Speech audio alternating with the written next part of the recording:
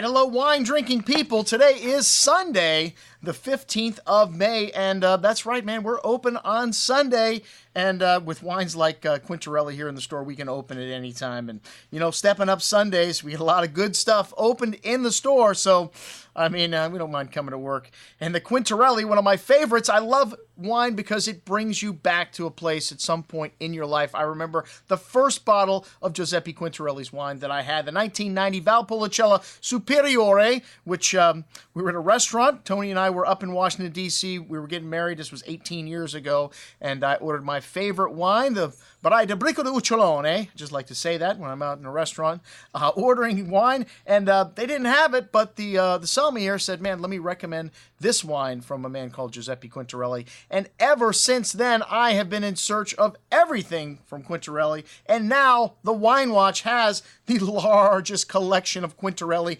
on the face of this earth, possibly. Well, probably not, but I'll tell you what, the Magnum section, we got one whole row of Magnums of Quintarelli in right now. The newest releases have just arrived, and you know, even though Giuseppe Quintarelli is no longer with us, they are still carrying on his traditions and releasing the wines when they feel like they're ready to drink. The 2007 Valpolicella is the current release. There's nobody else that is just now releasing their 07 vintage. And the 07 is just beautiful. Let me tell you, you put your nose in that glass, it is like a bouquet, a potpourri of flowers, spices, red berry fruit, just incredible. And hey, the Rosso Merlo, the single vineyard Valpolicella, I think just as good. We got a vertical selection of that going back 5 years, I think. We've got Magnums, the Primo Fiore, the first pressing. This little wine, also gorgeous. The 2012 vintage we've got in 750s and Magnums.